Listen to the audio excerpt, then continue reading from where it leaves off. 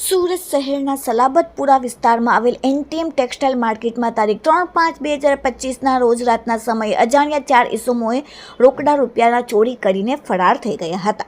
એનટીએમ ટેક્સટાઇલમાં આવેલ દુકાન નંબર 1173 1174માં તારું તોડી ડુપ્લિકેટ ચાવી વડે ખોલી ઓફિસના ડ્રોવરમાં પડેલા રોકડા રૂપિયા 14,70,000 રૂપિયા લઈ આરોપી ફરાર થઈ ગયા હતા. દુકાનના માલિકને ઘટનાની જાણ થતાં સલાબતપુરા પોલીસ સ્ટેશનમાં ફરિયાદ આપી હતી. સલાબતપુરા પોલીસે ફરિયાદના આધારે સીસીટીવી કેમેરા ચેક કરી ગણતરીના કલાકોમાં આરોપીને ઝારખંડ અને મધ્યપ્રદેશથી ઝડપી લીધો. આરોપી ગુરુકુમાર કામતાસિંહ ચંદ્રવંશી ફરિયાદીની દુકાનમાં જ કામ કરતો હતો. આરોપી શંકર ગુલાકી મહેતો, આરોપી મિથિલેશ ઉર્ફે રાજેન્દ્ર ઉર્ફે રાજુ રોહિત સોરુસિયા, કુલ પોલીસે 3 આરોપીની અટકાયત કરી વધુ તપાસ હાથ ધરી છે. ડુપ્લિકેટ ચાવી બનાવી કાવતરું ગળી શનિવારે રાત્રે ચોરીને અંજામ આપ્યો હતો. પોલીસે સીસીટીવીના આધારે તપાસ ચાલુ કરી હતી. સીસીટીવી કેમેરાના આધારે પોલીસે ગોડાદરા તેના ઘર સુધી પહોંચી આરોપીને ચોરી કર્યા બાદ પ્રાઇવેટ ટ્રાવેલ્સ મારફતે તેમના વતન ઝારખંડ જતો હતો તેવી માહિતી મુજબ પોલીસે ઝારખંડ તરફ તપાસ માટે ગઈ અને ચાલુ ટ્રાવેલ્સમાં મધ્યપ્રદેશથી આરોપીને પકડી લીધું. સુરત પોલીસે મધ્યપ્રદેશના ગુલાબજંગ ખાતેથી ટ્રાવેલ્સ બસમાંથી આરોપીને રોકીને આરોપીને પકડી પાડ્યો. પૂછપરછ કરતા આરોપી પાસેથી રોકડા રૂપિયા 3,27,600 રૂપિયા રિકવર કર્યા.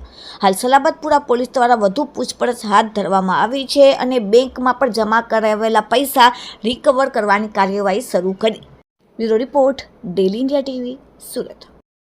સલાબતપુરા પોલીસ સ્ટેશન વિસ્તારમાં આવેલ એનટીએમ માર્કેટ જે છે ત્યાં 3 તારીખના રોજ રાત્રે 9:30 થી 9:45 વાગ્યાના સુમારે જે માં કિડ્સવેર કરીને દુકાન છે એમાં ચોરીની ઘટના બનેલી હતી.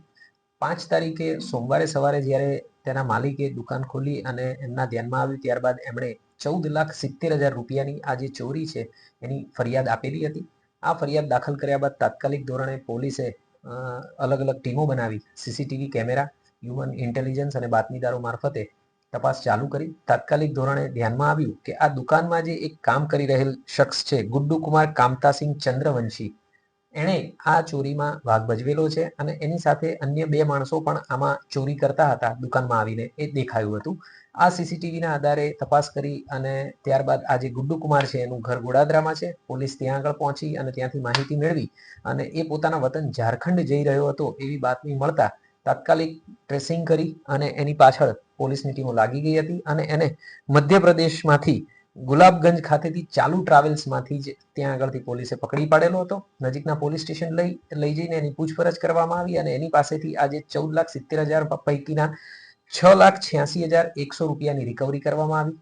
એની પૂછપરછથી બાકીના જે 2 માણસો છે એ બાબતે જાણકારી મળી અને તાત્કાલિક ધોરણે અન્ય ટીમોને રવાના કરી અને જે બાકીના જે 2 માણસો છે એમને પણ મિથિલેશ ઉર્ફે રાજેન્દ્ર ઉર્ફે રાજુ રોહિત ચોરસિયા અને શંકર ગુલાકી મહતો વર્મા, એ બંનેને પણ ઝારખંડથી પકડી પાડવામાં આવ્યા છે. એમની પાસેથી રોકડા 3,27,000 રૂપિયાની રિકવરી થયેલી છે અને આ પૈકી જે શંકર ગુલાકી મહતો છે એમણે પોતાના બેંક એકાઉન્ટમાં 2,55,000 રૂપિયા ભરેલા છે.